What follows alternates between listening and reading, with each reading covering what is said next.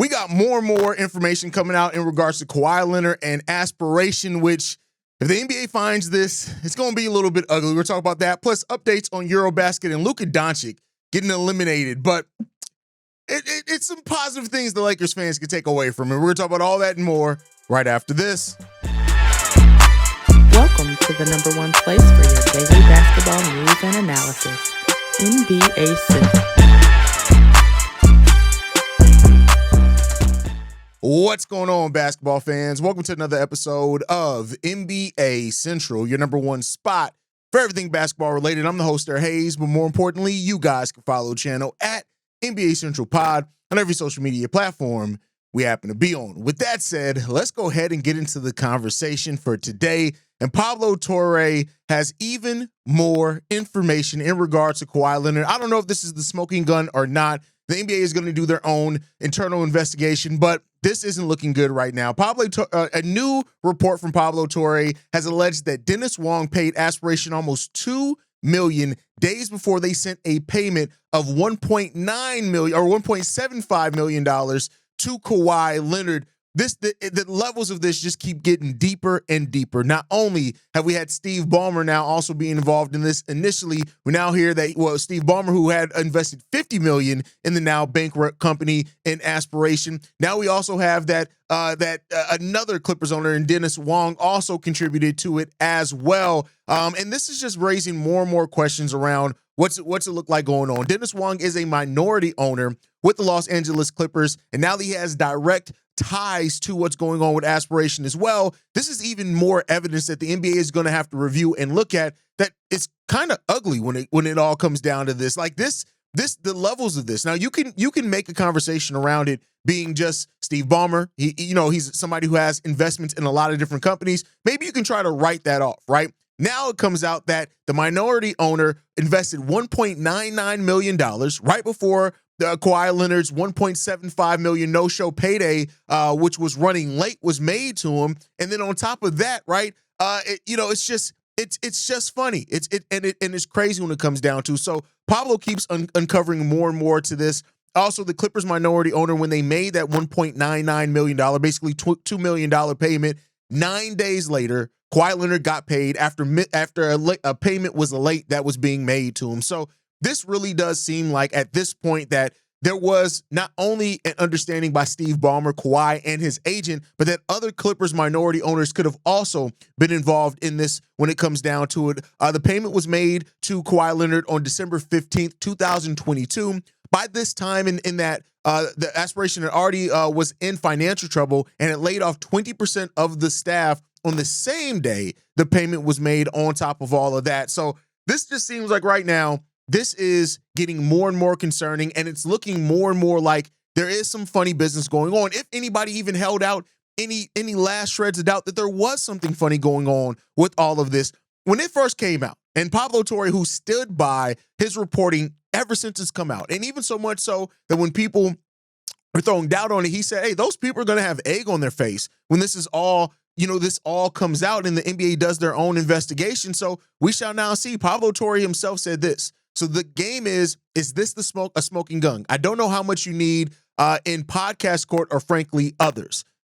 It is what it is. So Steve Ballmer, who owns 99% of the Clippers fan base, which is already the largest part of it. Now you have minority owners also a part of this. This is not looking good when it comes down to it right now. And I've said this multiple times, and I think that this is going to maintain is that once the NBA does its investigation, and once they find something, and if they find anything, they find even a fraction of this and corroborate it, to me, you have to move forward with swift action against the Los Angeles Clippers. Now, what that's going to be, I don't know when it comes down to it. I have no idea. We did get Adam Silver commenting on this for the first time as well in a press conference, talking about the league monitoring the situation and everything. He did say, Adam Silver said this, frankly, I've never heard of the company Aspiration before. It's all new to me. I saw some of the follow-up information since taking over so that's what they have right now. But the NBA is going to do its investigation. And I don't know what comes out of all this. I don't know how it all ends up shaking out, but I can tell you this, as it stands right now, this does not look good for the Clippers owners. It does not look good for Steve Ballmer. And I don't know exactly what at this point the NBA can do. Kawhi Leonard's almost at the end of his contract that he signed there. So, voiding out the contract probably isn't a thing, but swift action against the Clippers as far as fines, maybe even finding draft picks, especially for them being one of the oldest teams in the NBA. And, eventually they are going to have to move on to a new phase. If the NBA finds something out and does, find them anything close to what Minnesota got fined of 5 first-round picks, that can set the franchise back a decade plus. Like it just could once this all runs out. Now, they are in LA. They're at the new stadium. Who's to say that they can't convince free agents to come to them and do something when that all comes down to it? But as it stands right now, this is ugly. It's not looking good for the Clippers. It's not looking good for them. Again, that's me. That's not me reporting on that. That's just my own personal thoughts on it. But with Kawhi Leonard, $28 million that he got paid there. Steve Ballmer investing $50 million. A minority owner with the Clippers giving $2 million before a $1.75 million payment was made to Kawhi Leonard. This is all looking ugly. And Ben Simmons as well says that he compared it to the OJ trial. I don't know if I want to go with that, but he did say this. You only need to think of something happened and have enough evidence to be like, I think that happened, so we're doing this. The question isn't an actual trial where we're going to prove that you did this. And that's true, right? The NBA, this isn't a legal thing. They don't have to prove beyond a reasonable doubt. What the NBA has to do is find enough that they feel comfortable making some type of action against the Los Angeles Clippers, and that's all that they have to do. So we'll see what happens there. You guys can let me know what you think on all that down below, but let's move on to some actual basketball. Luka Dončić and Slovenia did get eliminated from EuroBasket. EuroBasket has been fun. I keep stressing, if you guys love basketball, especially now with the semifinals and then finals, watch this. But Slovenia did lose, unfortunately, and Luka said this afterwards. I'm angry, 100% angry. I could have done more in the last quarter. I forced shots. I could have done better in key moments. I didn't make the right decisions. Kudos to the guys. We showed that we can win. We all fought. We gave our all. It wasn't good enough result for us. We aimed for more, but many spoke disrespectfully about us. We are fighting for Slovenia, for the jersey. We all give 100%. Kudos to everyone. We could have been on vacation, but we fought for every ball. We gave our all. And Slovenia lost to Germany 99-91 in the quarterfinal. And I'm sure it's a heartbreaking loss for Luka Dončić. Like, these countries take this very seriously because, as Luka said, they could have been on vacation. They could have been doing something else with the time. They operate, they play as a team, right?